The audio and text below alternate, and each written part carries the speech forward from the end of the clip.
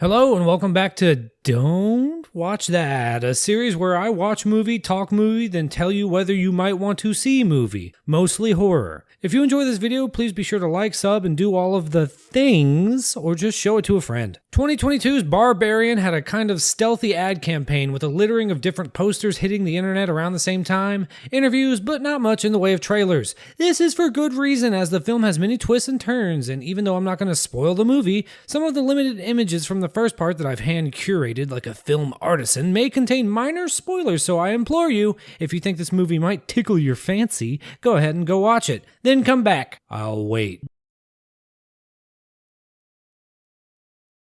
Okay, everyone ready? Then go ahead and buddy up and let's descend into the dark underbelly of Detroit where nothing is as it seems, and houses cost as much as a McDonald's fry cook's yearly salary. The film opens on a dark, stormy night as a Jeep Liberty pulls up in front of a solitary house with its porch light on. As we pan into the car, we see a young lady, Tess, fooling around on her phone and checking her crypto wallet. Just kidding, she's double-checking her Airbnb booking for check-in instructions, which include directions to keep the key with her at all times as it is the only copy. Lose this one and your cookie's baked, Barb. She grabs her things out of the back seat and trudges out into the rain, struggling down the walkway to the porch. She then enters the code and to her dismay, it does not work. Tess double-checks the instructions on the phone and discovers that she had already forgotten the 4-digit pin to open the lockbox. Whoopsies, how short-term memory loss of me. But nothing in life matters as she opens the box and contained within it is nothing. Can this day get any worse? I doubt it. With an angry face, she places a call to the host but gets voicemailed as it appears to be a little late in the day to be waking folks up. In fact, upon surveying her surroundings, it looks like everyone is asleep as there's not a single light from any house on the street. In fact, it looks almost as if this is the only house in a never-ending sea of darkness.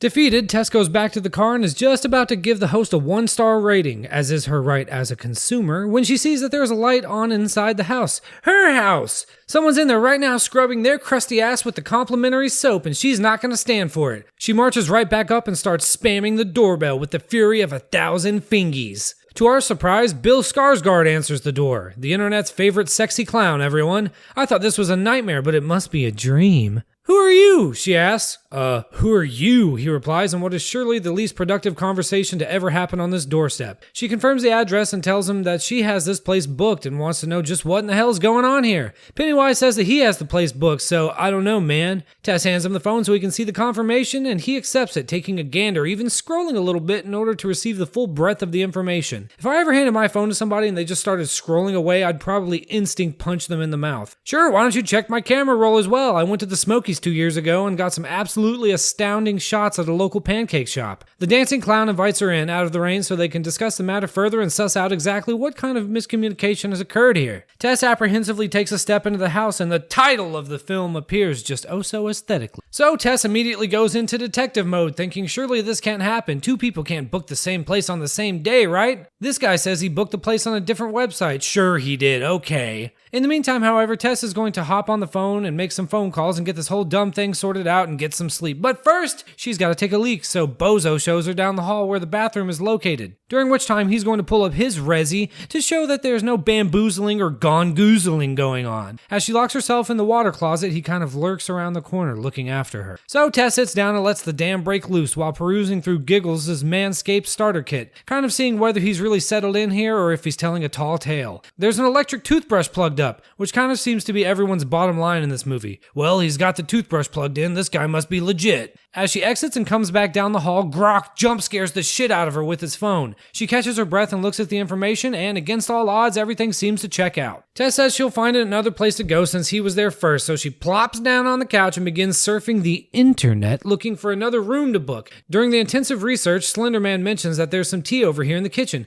and some wine too, and asks Tess if she would like any. He says he's gonna go ahead and brew up some leaves before she really has a chance to answer. Tess makes a phone call to a nearby hotel, putting on her best and politest visage in hopes that the situation can be resolved quickly and without too much damage. Unfortunately, the first place she calls doesn't have all the answers to all of her problems. What a drag, man. Big Boy introduces himself as Keith and lets her know that he just remembered that there's some kind of big medical convention going on and every hotel in town is surely booked. He doesn't think she's gonna find a room tonight. Then he boops his nose, honks a bike horn, and squirts water at her from the flower on his coat pocket. Just kidding. Okay, that's the last clown joke, I promise. So Keith has an idea. Tonight, Tess can stay here. Sojourning in the bedroom whilst Keith lays his head down on the couch. In the morning, once business hours have arrived, they'll call their respective booking services and complain until they get free shit. Then one of them can go fuck off somewhere else and everyone lives happily ever after. Tess initially refuses, but after reconsidering her situation and surroundings and the implication, she agrees, but says she'll sleep on the couch.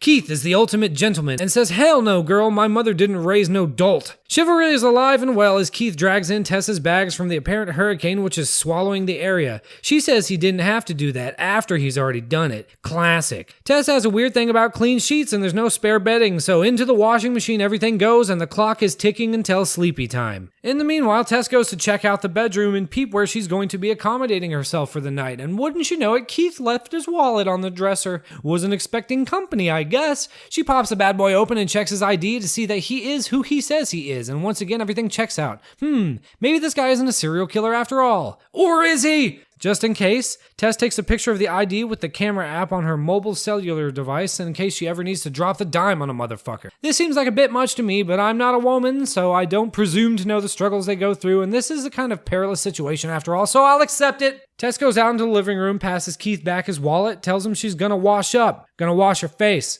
put up her hair, gotta get clean, brush teeth, you know the drill. As she comes back out, Keith is sitting at the dining table with 2 empty glasses and some wine. He launches into a little cute, if not a little awkward and incelish rant about how she's got approximately 45 minutes left until the sheets are done drying. He noticed she said no to the tea and he's self-aware enough to understand that it seems like he was going to give her a Cosby mix and dirty deeds done dirt cheap. So he figures if he were to open the bottle of wine here in front of her, she knows it's pure, unadulterated grape water and she can sip some vino while waiting on the laundry to finish. Plus he's wide awake now, so why not sit for a spell and share a drink with a stranger? Well, 2 for 2, he convinces her and she has a seat at the table. They get to talking about what they're doing in this part of town. Tess reveals that she has a job interview tomorrow with a documentary filmmaker. Just this little indie doc, you probably haven't seen it, but guess what? Keith has seen it. In fact, he recalls some specific details about the film and he loved it. What's the new documentary gonna be about, you might ask? Well, Tess will be glad to tell you. It's about a budding legion of blues musicians who are buying up all the abandoned houses around here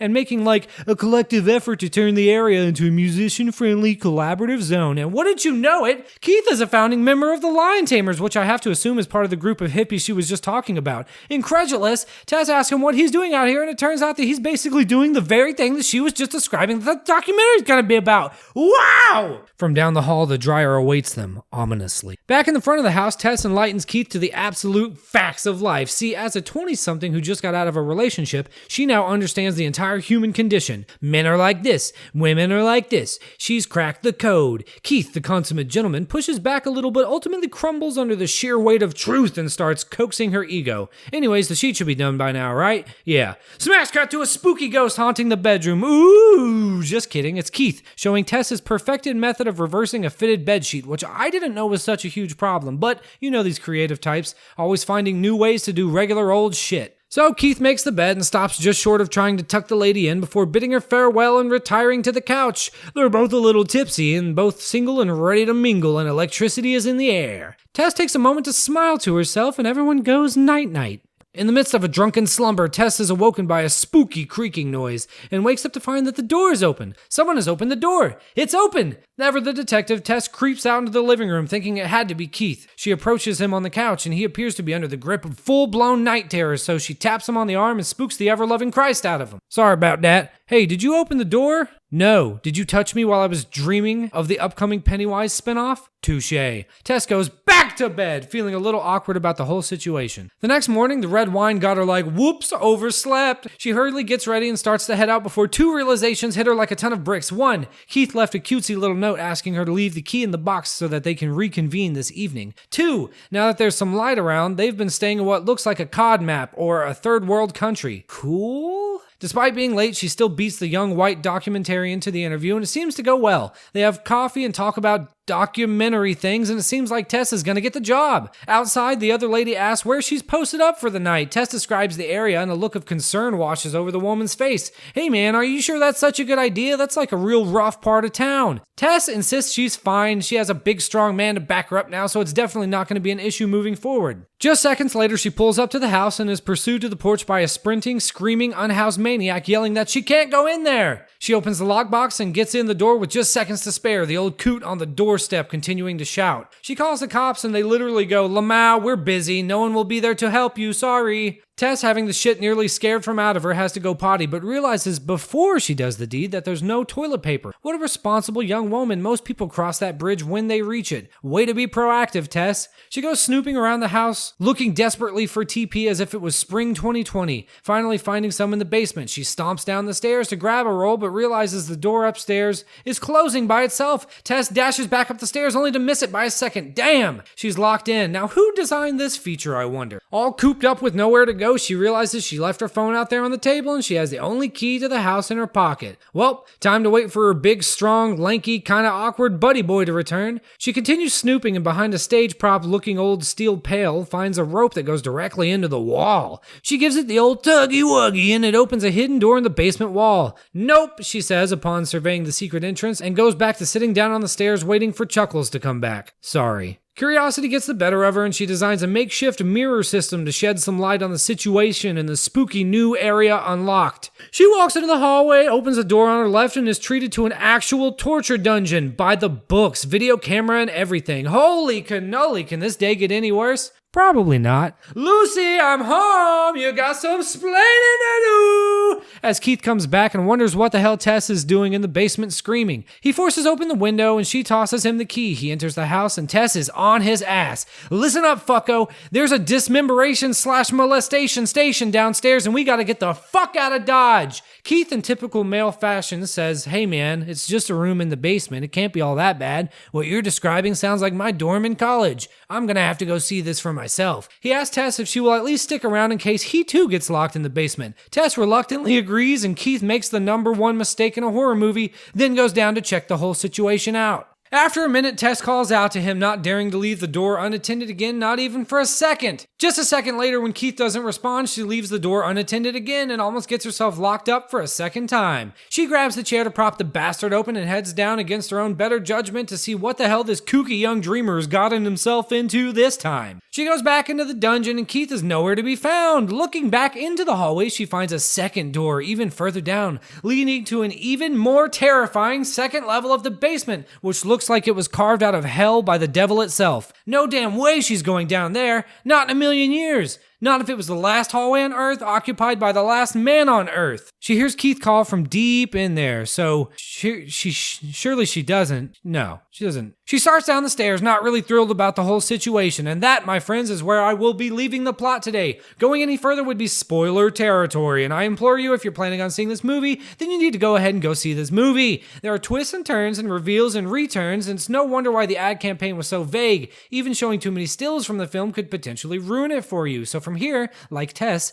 tread lightly as I give a short review. Plot! The plot of this film is nutso. It shows no mercy, just like Captain Insano. It's gross and bloody and funny and harrowing and hard to watch and just everything I love about horror films. Just when you think you have everything figured out in the movie, it's gonna take a hard left and throw you for a loop harder than a tilt-a-whirl. Each actor is firing on all cylinders. Tess is killing it, Krusty is killing it. Also, without giving too much away, I will tell you that there are, in fact, other actors in this movie. Justin Long, who is, as usual, adding a little levity to the whole debacle, but also at his best here. And one of my personal favorite actors, the Night King himself, Richard Brake. I can't tell you how delighted I was with the introduction of these two characters. Every time I see old Ricky Bricky, I'm just so enthralled with the fact that even though he's simply standing there, he also looks like he's up to no good. The supporting cast of characters in this film is also terrific. I especially love the incredulous nature of the jaded Detroit policeman. 10 out of 10. Sound design is terrific. Creaks and bumps in the night, doors slamming, locks engaging, splats, splooges, and scrocks,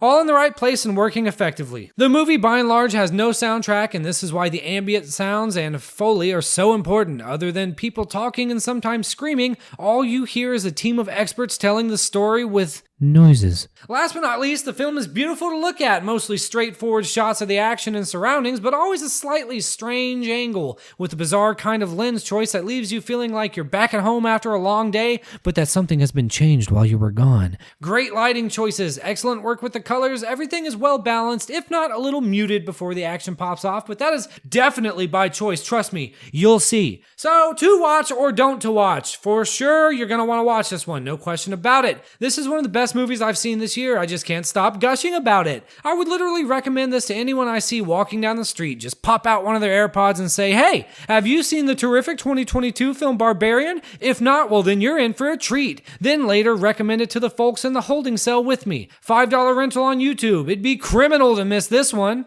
What did you think of the movie? What did you think of this video? What would you like me to review? Do the comment thing down below and tell me. Check out my link tree at the end of this video to check out the other things I'm working on, including TikTok, Substack, and podcasts. Till next time.